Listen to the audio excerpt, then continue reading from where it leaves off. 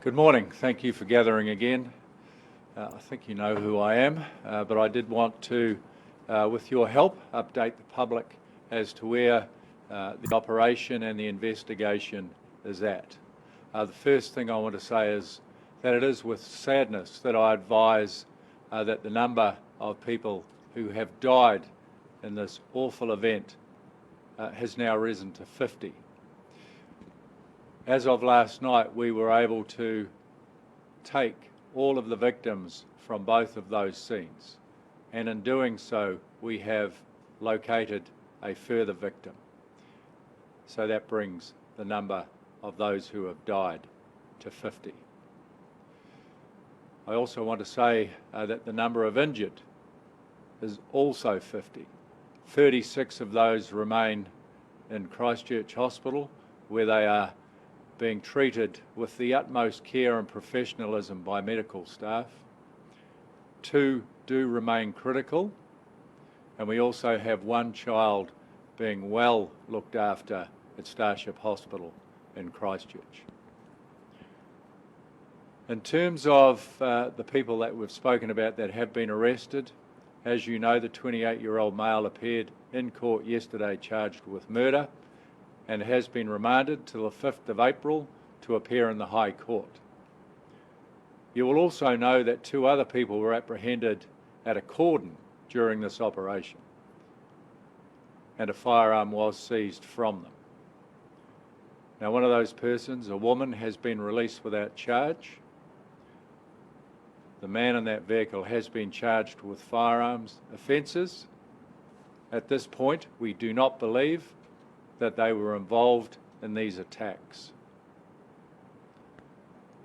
Some of you will also be aware that another man was arrested as a result of this investigation. What I can say is an 18-year-old man will appear in court on Monday, but that arrest was tangential to this matter, and we do not believe that he was involved in this attack either. Further to this, I can say, and you would have seen in media reporting, that a list of victims' names have been shared with family. Now, that list was compiled as a result of work done with victims and with senior religious leaders, and was done to give some certainty to victims' families. This is not a formal list, and we will be unable to share exact details of victims until they have been formally identified. That part of the investigation and response is continuing as quickly but as professionally as possible, and we will keep you updated. In terms of security right across the country, the New Zealand Police and other emergency services remain absolutely vigilant to keep all of New Zealanders and everyone who lives here or visits here safe from harm. In terms of the security we have around mosques around New Zealand, that will continue until we believe there is no threat. Thank you very much. I'm happy to answer questions if I can. Where was that new victim found? Which mosque? At the Niels Avenue Mosque. And were any bystanders or people who weren't inside the mosque killed in this? It's difficult to be conclusive, but my understanding is that even those that were killed outside that mosque were visiting the mosque.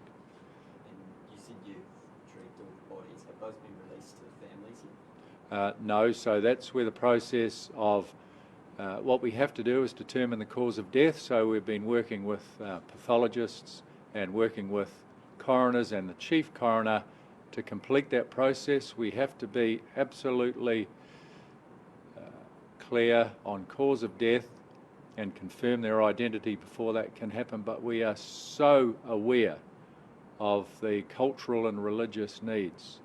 So we were doing that as quickly and sensitively as possible. So it's not possible to put a time on that. No, but we are moving through that as professionally but as quickly as possible because we absolutely feel for the victims of this tragedy. Can you explain why the 4 people were arrested on the day? What their reason for being arrested was? Yes, absolutely. So you've all seen online video of the arrest of the 28-year-old. He was stopped because he was believed to be a direct threat. Our staff acted with absolute courage in intervening and had to use some force and deploy with our tactical options to make that happen. But again, they put themselves in harm's way to stop any further attack, and I do believe they did prevent further attacks. The 2 I spoke of earlier were stopped at a cordon. They were arrested because they were in possession of a firearm. There will be a charge before the court on that, but of course we had to do everything we could to assure ourselves and the public as to whether or not they were related to this attack. The 4th person from Papanui area went to, I think, assist children in the area to get them safely, but did decide to arm themselves, which is not the right approach. So all 4 were carrying firearms. Do you know where those firearms came from? Were they all licensed? We're working through those matters, yes. At this point, it's just one attacker who was involved in this incident. At this moment, only 1 person has been charged in relation to these attacks.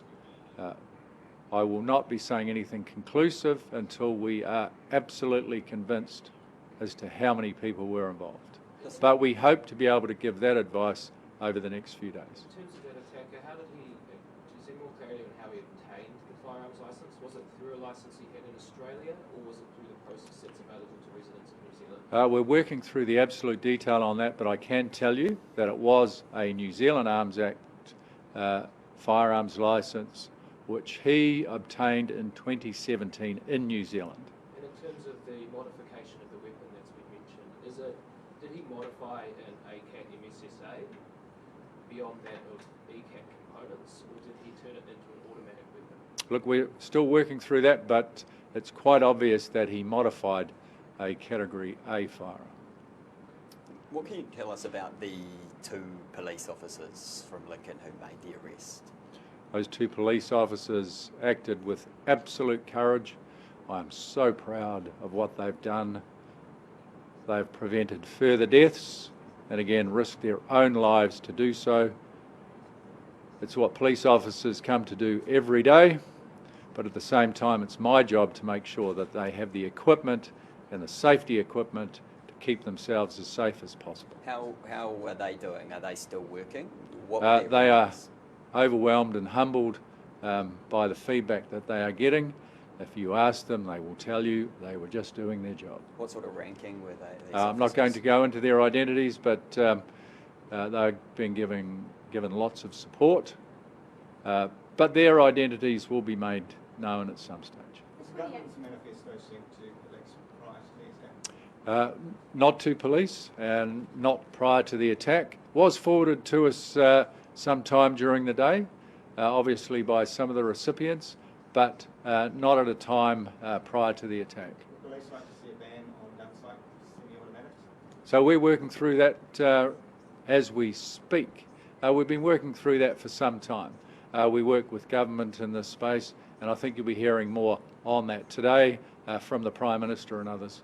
How many acts could the 28-year-old potentially be charged under? We're talking Crimes Act, Terrorism Suppression Act, are there any others? Yes, absolutely. So we're considering all those, but of course we'll work towards the Crimes Act charges as a priority. I've already spoken about how many victims of these attacks there are. That will obviously present itself in the charges. And how many counts under the Crimes Act are currently laid? How many counts of murder? Is it Just one at this stage. Of course, one? that will change. Can you say anything more about how you believe the 28-year-old travelled from Dunedin to Christchurch, when and how? No, we're working through that right now, but as you know, he was in a vehicle. What sort of support is being offered to the families? We have a very large contingent of ethnic liaison officers working with religious leaders and other religious support people to give every assistance to those people. We have family liaison teams. The people that we've got involved in this, people like Deputy Commissioner Wally Homaha, Rakesh Naidu, Wendy Rubilliard, Mark Harrison, have been deeply involved in giving support to families around the Christchurch earthquake. So they're very experienced in this. Unfortunately, we have been through traumatic things before, and our staff know exactly how to deal with these situations. And I take my hat off to them because there is so much outpouring of grief that you would understand. And we have to support those people and meet their needs. Are some of the support people volunteers? Yes, there will be absolutely support volunteers. Thank you. Some emails that was sent to the Prime Minister's office and other locations. Can you tell us, like, when was the police informed about this? Did you have enough time to respond to this? No, by the time we were advised of that email, this attack had taken place. Okay, thank you very much, everyone. Thanks. Thank you.